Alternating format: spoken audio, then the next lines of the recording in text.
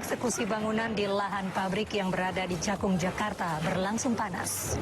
16 polisi diperiksa terkait insiden penembakan yang menewaskan 1 dari 3 korban di Makassar. Satpol PP Kota Depok, Jawa Barat mensosialisasikan penerapan pembatasan aktivitas malam warga. Halo, selamat malam pemirsa. Penggunaan istilah anjay kini menjadi sorotan. Komnas Perlindungan Anak menilai kata anjay berpotensi menjurus pada kekerasan verbal dan dapat dilaporkan sebagai tindak pidana. Kami akan hadirkan informasi selengkapnya dalam iNews Malam bersama saya, Mirpa Suri. Eksekusi bangunan di lahan pabrik yang berada di Cakung, Jakarta Timur berlangsung panas. Seorang ahli waris histeris menolak bangunan miliknya dibongkar petugas Satpol PP. Relokasi ratusan pedagang di Pasar Jati Asih, Bekasi, Jawa Barat ricuh. Ratusan pedagang menolak dipindahkan karena tingginya harga sewa di lokasi penampungan. Ratusan pedagang di Pasar Jati Asih, Bekasi, Jawa Barat ini protes atas rencana relokasi tempat berjualan mereka.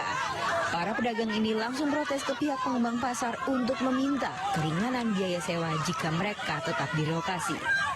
Namun dialog dengan pengembang tidak terjadi. Bahkan salah satu pedagang nyaris ribut dengan salah satu pengembang tetapi bisa dikendalikan. Para pedagang yang didominasi perempuan ini terus memohon agar relokasi tidak dilaksanakan sebelum ada kesepakatan terkait biaya sewa tempat baru. Terdata ada lebih dari 800 pedagang di Pasar Jati Asih. Mereka keberatan harga sewa yang tinggi lantaran pendapatan mereka cukup menurun, apalagi di tengah pandemi COVID-19. Meski ditolak, para pedagang, pengosongan pasar tetap berjalan. Petugas gabungan dari kepolisian, TNI, dan Satpol PP terus bersiaga. Rencananya ada revitalisasi di 4 pasar tradisional, yakni Pasar Jati Asih, Pasar Bantar Gebang, Pasar Family, dan Pasar Kranji.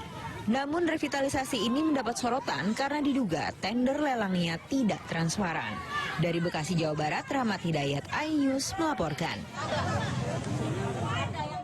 Pemirsa, kejar-kejaran mewarnai pembubaran paksa aksi unjuk rasa puluhan mahasiswa Kabupaten Bulukumba, Sulawesi Selatan yang menuntut pengembalian jenazah yang dikuburkan secara COVID-19, namun hasil swabnya negatif. Masa aksi dan petugas saling pukul saat memaksa masuk ke gedung DPRD bertemu anggota Dewan. Kejar-kejaran mewarnai pembubaran paksa unjuk rasa puluhan mahasiswa asal Kabupaten Bulukumba di depan gedung DPRD Sulawesi Selatan, Jalan Urip Sumoharjo, Makassar. Pembubaran dilakukan setelah sebelumnya puluhan pengunjuk rasa terlibat saling pukul dengan petugas lantaran memaksa masuk ke gedung DPRD untuk bertemu anggota Dewan. Akibatnya saling dorong hingga adu jotos pun tak terhindarkan lantaran mahasiswa mulai emosi saat dihalangi masuk ke dalam gedung. Dalam tuntutannya, para pengunjuk rasa meminta keadilan kepada anggota Dewan di DPRD Sulawesi Selatan untuk segera menyetujui pemindahan jenazah non-COVID almarhumah istri Andi Basoria di Mapasule dari pekuburan khusus COVID-19 di Macanda ke kuburan keluarga di Kabupaten Bulukumba. Dari Makassar, Sulawesi Selatan, Yoel Yusfin, iNews melaporkan. Rapat pleno Partai Amanat Nasional Kabupaten Serdang Bedagai, Sumatera Utara diwarnai adu mulut. Penyebab adu mulut tak lain karena adanya kader PAN menolak rekomendasi pasangan Sukirman dan Tengku Rian Novandi di Pilkada Serdang Bedagai mendatang. Rapat pleno Partai Amanat Nasional Kabupaten Serdang Bedagai, Sumatera Utara berlangsung panas. Sebagian besar pengurus daerah dan 13 ketua PAN tingkat kecamatan yang hadir menolak surat rekomendasi yang dikeluarkan DPP PAN. Surat rekomendasi tak lain adalah mengusung pasangan Sukirman dan Tengku Rian Novandi di Pilkada Serdang Bedagai 2020 mendatang. Pasangan Sukirman dan Tengku Rian Novandi yang diusung sebagai Bupati dan Wakil Bupati dianggap tidak mengikuti penjaringan bacalon Bupati dan Wakil Bupati di tingkat Kabupaten Serdang Bedagai. Sementara Wakil Ketua DPD PAN Kabupaten Serdang Bedagai Sukarman menilai penolakan terhadap surat yang dikeluarkan pimpinan Pusat Partai Amanat Nasional ini sebagai bentuk pelanggaran organisasi. Meski sempat berlangsung panas, peserta rapat pleno Partai Amanat Amanat Nasional Kabupaten Serdang Bedagai akhirnya membubarkan diri dengan tertib. Dari Serdang Bedagai, Wahyu Rustandi, iNews melaporkan. Akibat tidak mengikuti kesepakatan untuk tidak beroperasi sementara, perusahaan tambang emas milik asing di Kabupaten Ketapang, Kalimantan Barat diserbu warga. Bahkan seorang tenaga kerja asing pingsan karena jadi bulan-bulanan warga. 16 polisi diperiksa terkait pembubaran tawuran yang berujung penembakan terhadap 3 warga. Kami hadirkan informasinya sesaat lagi. 16 polisi diperiksa terkait pembubaran tawuran yang berujung penembakan terhadap 3 warga. Sementara dari hasil otopsi dan pemeriksaan petugas, 2 dari 3 korban didapati dalam pengaruh narkoba dan minuman keras. 16 anggota Polsek Ujung Tanah Makassar diperiksa terkait insiden penembakan saat pembubaran tawuran. Dari insiden pada hari Minggu kemarin, 1 dari 3 korban penembakan tewas. Berdasarkan hasil otopsi dan pemeriksaan, 3 korban disebut mengonsumsi narkoba saat kejadian. Kemarin malam ratusan orang berkumpul saat kedatangan jenazah pemuda yang diduga tewas dalam insiden penembakan. Korban sebelumnya sempat dirawat di Rumah Sakit Polri Bayangkara, Kota Makassar karena luka tembak di kepala. Sementara 2 orang korban lainnya masih dirawat di rumah sakit. Dari Makassar, Sulawesi Selatan, tim liputan iNews melaporkan. 2 hari pasca insiden penyerangan, layanan di Polsek Ciracas, Jakarta Timur berjalan normal. Meski demikian, Polsek Ciracas dijaga dengan pengamanan ketat. Hari ini layanan di Mapolsek Ciracas, Jakarta Timur berjalan normal. Pengamanan diperketat oleh sejumlah personel Polri dan TNI yang berjaga di Mapolsek Ciracas. Bangunan yang rusak akibat penyerangan belum sepenuhnya diperbaiki. Hingga kini Kodam Jaya dan Polda Metro Jaya masih menghitung nilai kerugian yang timbul akibat insiden ini. TNI AD berjanji akan membayar ganti rugi kerusakan. Sementara itu, 3 korban luka masih dirawat di RSPAD Gatot Subroto, Jakarta. Sedangkan pemeriksaan terhadap 31 pelaku masih berlangsung. Sabtu dini hari, sekelompok orang menyerang sejumlah pertokoan dan Polsek Ciracas, Jakarta Timur. Mereka merusak bangunan kantor polisi dan membakar sejumlah kendaraan yang terparkir. Akibatnya 2 polisi dan 1 warga sipil terluka. Setelah petugas dari Polri dan TNI menggelar olah tempat kejadian perkara, diketahui fakta bahwa insiden berawal dari sejumlah prajurit TNI AD yang termakan hoaks penganiayaan. Penyerangan berawal dari kecelakaan yang menimpa prajurit TNI Prada MI. Prada MI memberitahu puluhan rekannya terkait kecelakaan ini. Sehingga muncul berita bohong bahwa Prada MI dianiaya. Rekan-rekan Prada MI pun lantas menyerang Mapolsek Ciracas. Panglima TNI Marskal Hadi Cahyanto berjanji akan menindak tegas anggotanya yang terlibat dengan diproses hukum dan dipecat dari dinas militer.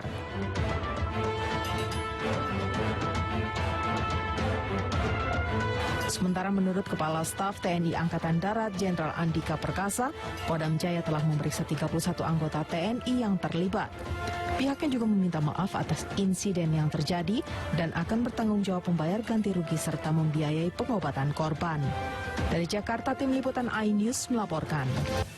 Bareskrim Polri memeriksa ratusan saksi terkait kebakaran Kejaksaan Agung. Salah satu yang diperiksa adalah pejabat Kejaksaan Agung. Pemirsa, tersangka Joko Chandra kembali diperiksa di Jampitsus Kejaksaan Agung hari ini. Ia diperiksa sebagai saksi atas tersangka Jaksa Pinangki Sirna Malasari.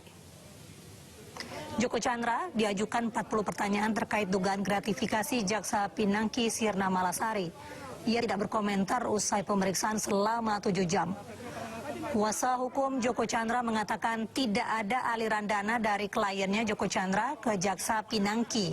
Selain itu, pengacara Joko Chandra menyebut Jaksa Pinangki yang memberi penawaran terkait kepengurusan fatwa Mahkamah Agung dengan mengenalkan sejumlah orang seperti Andi Irfan dan Anita Kolopaking.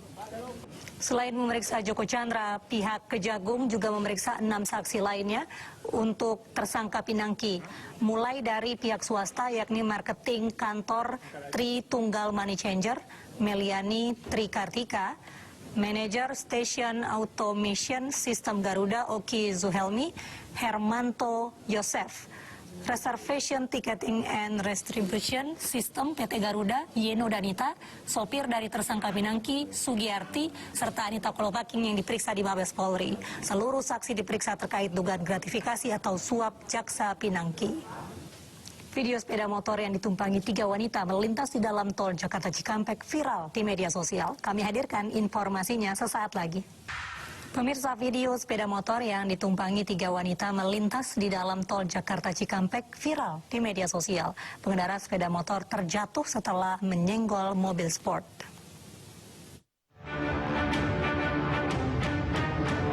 Detik-detik 3 wanita yang menumpang satu sepeda motor melintas di tol Jakarta Cikampek tepatnya di kilometer 8 terekam kamera warga. Ketiganya kemudian terjatuh karena motor menyenggol motor sport saat akan masuk ke jalur lambat. Video amatir lainnya memperlihatkan saat 3 wanita yang menumpang satu sepeda motor ini tengah berhenti di jalur cepat. 2 video amatir yang merekam kejadian ini pun viral di media sosial. Tak hanya luka lecet karena terjatuh, polisi juga menilang ketiganya karena tidak menggunakan helm, tidak membawa surat kendaraan, serta surat izin mengemudi. Dirlantas Polda Metro Jaya Kombes Pol Sambodo Purnomo Yogo mengkonfirmasi ketiga perempuan tersebut adalah adik kakak dan satu adalah teman main. Ketiga pengendara sepeda motor kemudian dijemput orang tuanya karena sudah diperbolehkan pulang. Sementara kasusnya diserahkan ke unit Laka Lantas Polres Metro Bekasi Kota. Dari Bekasi, Jawa Barat, Rahmat Hidayat, iNews melaporkan. Pemirsa, DPR Republik Indonesia meminta pengkajian lebih dalam terkait permohonan Pemprov DKI Jakarta untuk menyediakan jalur khusus pesepeda di jalan tol. Kajian harus meliputi regulasi serta keuntungan dan kerugian adanya jalur sepeda di jalan tol. Kita beralih ke informasi. Artis sekaligus terdakwa kasus narkoba Vanessa Angel menjalani sidang perdana di Pengadilan Negeri Jakarta Barat. Vanessa didakwa memiliki narkoba jenis psikotropika dan terancam hukuman 5 tahun penjara. Terdakwa kasus narkoba Vanessa Angel menjalani sidang perdana di Pengadilan Negeri Jakarta Barat. Ia didampingi suami dan kuasa hukumnya.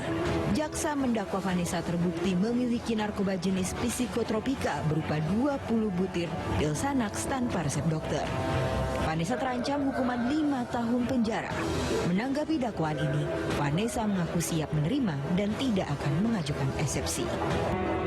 Pada Maret lalu, Vanessa bersama suami dan asistennya diciduk di kediamannya di Jakarta. Polisi menemukan 20 butir psikotropika tanpa resep dokter. Meski hasil tes urin negatif narkoba, Vanessa tetap berstatus tersangka dan menjadi tahanan kota. Kejaksaan Negeri Jakarta Barat mengabulkan permohonan tahanan kota yang diajukan Vanessa karena ia memiliki bayi dan masih menyusui. Dari Jakarta, tim liputan iNews melaporkan. Depresi karena akan ditahan tersangka kasus korupsi mantan Kepala Badan Pertanahan Nasional Kota Denpasar, Tri Nugraha, bunuh diri dengan menembak dirinya sendiri. Tersangka bunuh diri di dalam toilet Gedung Kejaksaan Tinggi Bali usai diperiksa terkait kasus gratifikasi dan tindak pidana pencucian uang. Sejumlah petugas kejaksaan mengevakuasi Tri Nugraha usai ia menembak dirinya sendiri di toilet dengan pistol. Tersangka dibawa dengan mobil tahanan untuk dilarikan ke rumah sakit terdekat, namun tersangka meninggal dunia dalam perjalanan. Pihak Kejati Bali mengaku sudah mengawal tersangka, namun mereka belum mengetahui dari mana tersangka mendapatkan senjata api.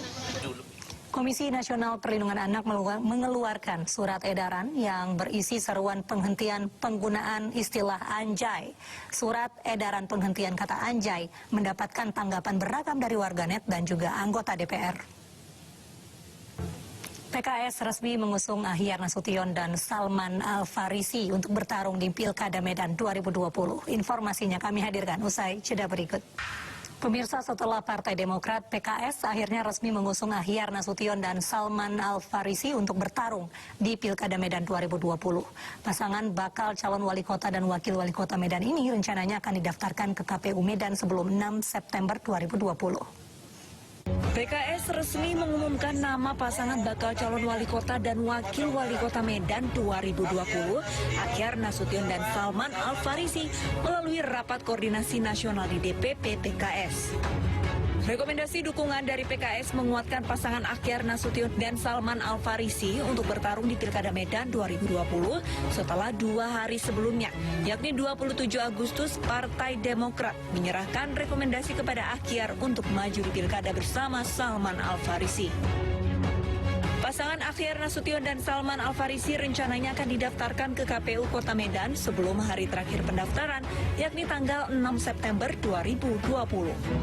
PKS memiliki 7 kursi perwakilan di DPRD Kota Medan, sedangkan Demokrat berjumlah 4 kursi. Dengan bergabungnya 2 partai sudah memenuhi syarat bagi Akhyar Nasution dan Salman Al-Farisi maju di kontestasi Pilkada Medan. Dari Medan, Sumatera Utara, Said Ilham, iNews melaporkan. Partai Gerindra resmi mendukung pasangan Kurnia Agustina dan Usman Sayogi sebagai bakal calon bupati dan wakil bupati Kabupaten Bandung. Sementara bakal calon wakil bupati Bandung yang didukung PAN dan PDI Perjuangan, Atep, berjanji memajukan sepak bola di Kabupaten Bandung. Partai Gerindra akhirnya berkoalisi dengan Partai Golkar di pemilihan Bupati dan Wakil Bupati Kabupaten Bandung dengan mengusung pasangan Kurnia Agustina dan Usman Sayogi. Penyerahan formulir B1 KWK diberikan oleh Ketua DPD Partai Gerindra Jawa Barat Taufik Hidayat kepada pasangan Nia dan Usman. Dengan penyerahan formulir B1 KWK, Partai Gerindra mantap mengusung pasangan Nia Usman di Pilkada Kabupaten Bandung Desember 2020. Sementara itu, mantan Kapten Persib Bandung yang juga bakal calon wakil Bupati Bandung berjanji mengembangkan sepak bola di Kabupaten Bandung. Menurut Atep, potensi sepak bola di Kabupaten Bandung Barat tinggi karena memiliki fasilitas lengkap seperti stadion bertaraf internasional dan memiliki klub sepak bola Persikap namun belum maksimal. Sejauh ini ada 3 bakal calon bupati dan wakil bupati di Kabupaten Bandung, yaitu pasangan Dadang Supriyatna dan Sahrul Gunawan, Yana Iskandar Malsum dan Atep, serta Kurnia Agustina dan Usman Sayogi. Hingga saat ini tinggal PKS yang belum menentukan dukungan kepada salah satu calon. Tim Liputan iNews melaporkan.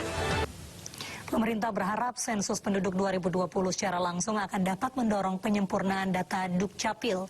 Menteri Dalam Negeri menjelaskan belum sepenuhnya data Dukcapil terupdate melalui sensus penduduk. Pemerintah mendukung penuh pemanfaatan data Dukcapil dalam proses sensus penduduk tahun ini.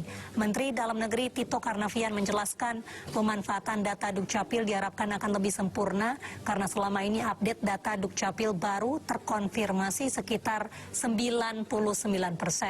Selain itu, dengan adanya pandemi COVID-19, Kemendagri mengapresiasi perubahan skema teknis sensus untuk menjaga aspek kesehatan masyarakat. Partai Persatuan Indonesia, Perindo, resmi mengusung pasangan Rusdi Mastura, Ma'mun Amir untuk melaju ke kursi gubernur dan wakil gubernur Sulawesi Tengah. Selain memiliki basis massa yang solid dan berpengalaman sebagai pemimpin, pasangan ini dinilai mampu membangun Sulawesi Tengah lebih baik untuk 5 tahun ke depan. Partai Perindo memberikan dukungan penuh kepada pasangan Rusdi Mastura dan Ma'mun Amir sebagai calon gubernur dan wakil gubernur Sulawesi Tengah. Penetapan ini ditegaskan melalui surat rekomendasi yang diberikan langsung oleh Sekjen Partai Perindo Ahmad Raufik di kantor DPP Perindo, Jakarta. Partai Perindo optimis pasangan ini dapat memenangkan kursi Pilkada Sulawesi Tengah. Rusdi Mastura dikenal sebagai wali kota Palu selama 2 periode. Sedangkan Ma'mun Amir merupakan mantan Bupati Banggai yang sudah berpengalaman di dunia pemerintahan. Keduanya memiliki basis massa yang solid dan teruji sebagai pemimpin. Hal ini semakin memantapkan langkah pasangan ini untuk menjadi pemimpin di Sulawesi Tengah. Visi misi yang dimiliki pasangan ini sejalan dengan Partai Perindo, yakni menurunkan angka kemiskinan dan memaksimalkan potensi sumber daya alam demi kesejahteraan rakyat. Tim Liputan iNews melaporkan. Menteri Pertahanan Republik Indonesia Prabowo Subianto membuka upacara pembukaan pendidikan mahasiswa baru program sarjana, magister, dan doktoral Universitas Pertahanan tahun ajaran 2020-2021 di Sentul, Bogor, Jawa Barat. Untuk pendidikan strata 1 ada 4 fakultas yang baru dibuka. Upacara pembukaan pendidikan mahasiswa baru program sarjana, magister, dan doktoral Universitas Pertahanan tahun ajaran 2020-2021 dipimpin Menteri Pertahanan Prabowo Subianto di lapangan Universitas Pertahanan Unhal Sentul, Bogor. Menteri Pertahanan dalam amanatnya menyampaikan selamat kepada mahasiswa baru Unhan yang telah diterima di kampus Bela Negara. Mahasiswa Unhan, bagian dari masyarakat Indonesia, perlu menyiapkan diri dengan kemampuan dan keterampilan dan didukung oleh karakter yang kuat dan mentalitas yang tangguh dan kokoh. Untuk pendidikan mahasiswa S1 yang dibuka Menhan meliputi 4 fakultas S1, terdiri dari kedokteran militer, farmasi militer, MIPA militer, dan fakultas teknik militer. Pembukaan pendidikan mahasiswa baru selain di lapangan juga berlangsung di gedung auditorium serta aula Merah Putih Unhan melalui video conference. Kegiatan berlangsung sesuai protokol kesehatan di tengah pandemi COVID-19. Dari Bogor, Jawa Barat, Hasbiallah, Rizky Solehudin, Anugerah Surya, iNews melaporkan. Mulai malam ini pemerintah Kota Depok mensosialisasikan pembatasan aktivitas malam warga. Kami hadirkan informasinya usai jeda berikut. Pemirsa, petugas gabungan TNI, Polri, dan Satpol PP menggelar razia masker di permukiman warga Kebon Melati, Tanah Abang, Jakarta. Warga yang tidak mematuhi protokol kesehatan di masa PSBB transisi dikenakan sanksi.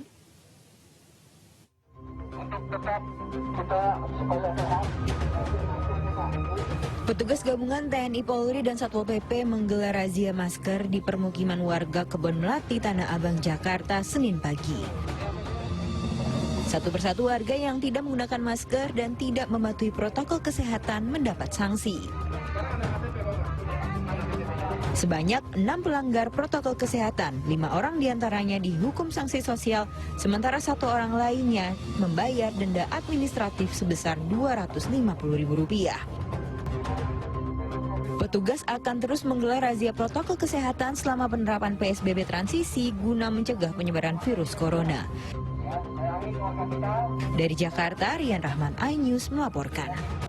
Pemirsa, Satpol PP Kota Depok, Jawa Barat mensosialisasikan penerapan pembatasan aktivitas malam warga. Sosialisasi dilakukan dengan berkeliling Kota Depok menggunakan mobil dengan pengeras suara.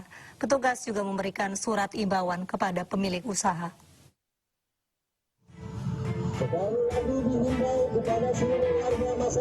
Dengan pengeras suara, petugas Satpol PP Kota Depok, Jawa Barat menghimbau warga soal pembatasan aktivitas warga di malam hari. Petugas juga mendatangi langsung para pedagang untuk memberikan surat himbauan. Dalam sosialisasi hari pertama, ternyata masih banyak warga yang tidak tahu dan masih beraktivitas lebih dari pukul 8 malam. Pembatasan aktivitas warga di malam hari sebagai salah satu langkah menekan angka penyebaran COVID-19 di Kota Depok yang terus meningkat. Sosialisasi berlangsung 3 hari mulai hari ini. Nantinya akan ada evaluasi untuk menentukan ada tidaknya penindakan bagi yang melanggar. Kasus COVID-19 di Kota Depok mencapai 2.000 kasus. Dari Depok, Jawa Barat, Iyung Rizky, iNews melaporkan.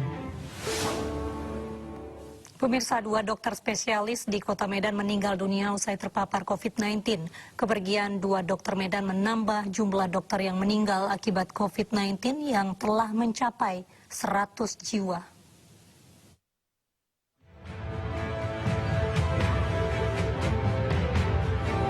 Kabar duka kembali datang dari Ikatan Dokter Indonesia Cabang Kota Medan, Sumatera Utara. Dokter spesialis penyakit dalam Dr. Daud Ginting dan dokter spesialis ortopedi Dr. Edwin Marlindungan Marpau meninggal dunia karena COVID-19. Dr. Daud Ginting sempat dirawat sepekan namun meninggal pada 30 Agustus kemarin.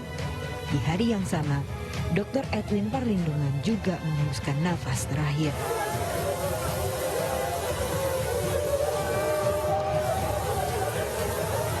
Isak tangis mewarnai pemberangkatan jenazah kedua dokter ini.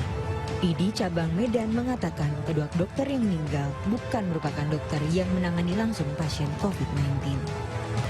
Sementara itu di hari ini tercatat 100 dokter telah meninggal karena pandemi COVID-19. Melalui akun media sosial, Ikatan Dokter Indonesia mengunggah ucapan selamat jalan kepada rekan sejawat yang gugur dalam penanganan COVID-19.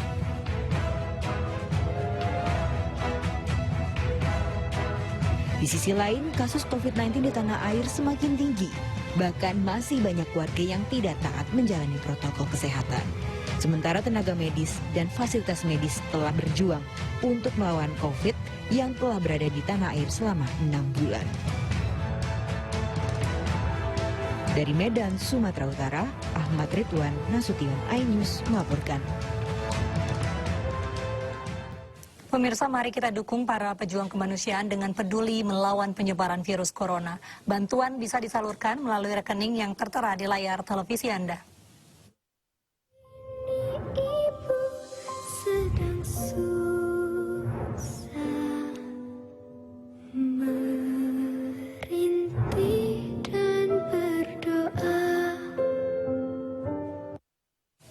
Sejumlah informasi pilihan di iNews Malam akan kami hadirkan usai jeda berikut. Pemirsa, eksekusi bangunan di lahan pabrik yang berada di Cakung, Jakarta Timur berlangsung panas. Seorang ahli waris histeris menolak bangunan miliknya dibongkar petugas Satpol PP. Kejar-kejaran mewarnai pembubaran paksa aksi unjuk rasa puluhan mahasiswa Kabupaten Bulukumba, Sulawesi Selatan yang menuntut pengembalian jenazah yang dikuburkan secara COVID-19 namun hasil swabnya negatif. Masa aksi dan petugas saling pukul saat memaksa masuk ke gedung DPRD bertemu anggota dewan.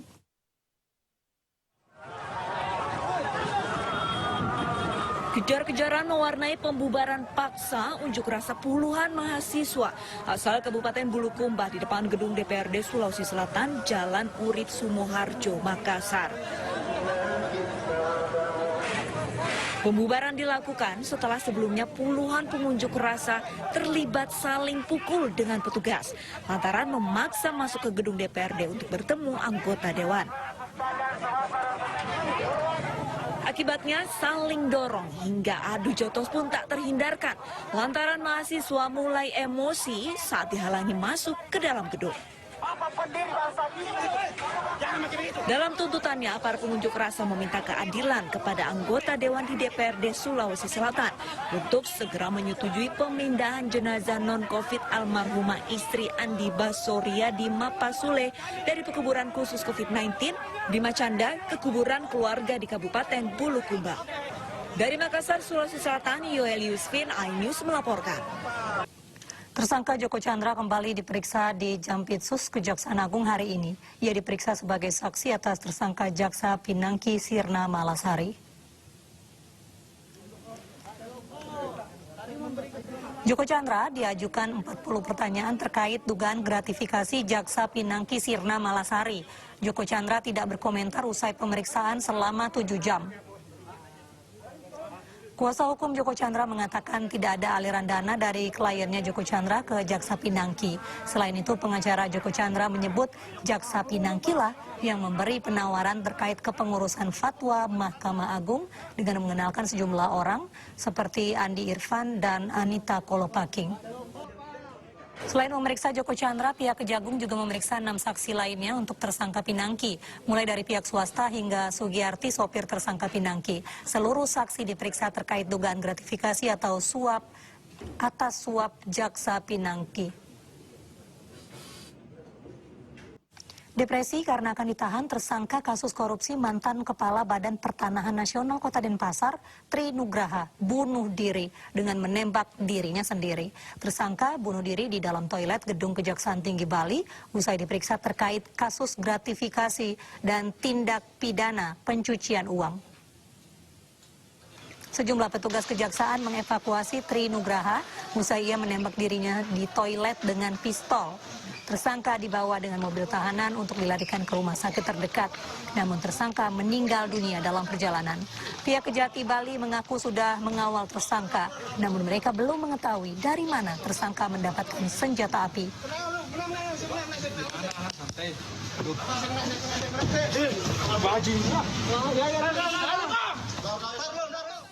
Sebuah kapal imigran terbakar di lepas pantai Italia. 3 imigran meninggal dunia. Kami hadirkan informasi selengkapnya dalam segmen Mancanegara sesaat lagi. Pemirsa, sebuah kapal imigran terbakar di Laut Ionia, Italia pada Minggu waktu setempat. 3 imigran meninggal dan 1 masih hilang. Tim penjaga pantai Italia merekam video penyelamatan imigran di Laut Ionia, Italia setelah kapal mereka terbakar dan tenggelam. Ada 21 imigran di dalam kapal, namun 3 meninggal sementara 1 masih hilang. Sejumlah imigran menderita luka bakar dan dibawa ke rumah sakit di Croton untuk dirawat.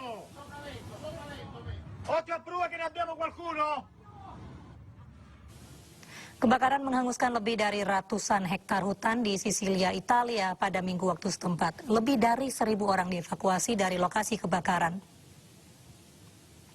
Pemadam kebakaran berupaya memadamkan kebakaran hutan di kota Altofonte, Sisilia, Italia. Suhu tinggi dan angin kencang membuat petugas kesulitan memadamkan api yang telah menghanguskan lebih dari 400 hektar hutan. Sekitar 1.600 orang dievakuasi dari lokasi kebakaran. Sementara upaya pemadaman tak hanya dilakukan lewat darat, tapi juga lewat udara. Satelit observasi bumi untuk Argentina berhasil diluncurkan. Satelit bernama SAOCOM ini nantinya akan terbang di atas kutub planet. SpaceX berhasil meluncurkan satelit SAOCOM, satelit observasi bumi untuk Argentina bersama 2 satelit lainnya, yaitu Piggyback pada 30 Agustus lalu.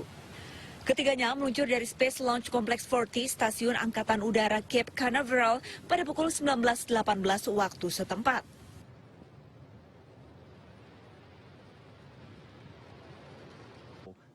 SAOCOM merupakan program 2 satelit yang diluncurkan ke lintasan orbit kutub.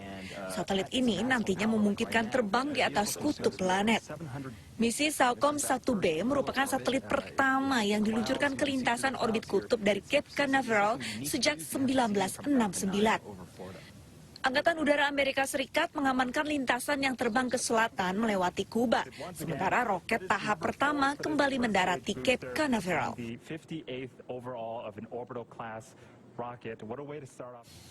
Pemirsa, informasi tadi sekaligus menutup jumpa kita dalam iNews Malam. Akhirnya saya Mirva Suri dan kerabat kerja yang bertugas undur diri. Terima kasih, selamat malam, sampai jumpa.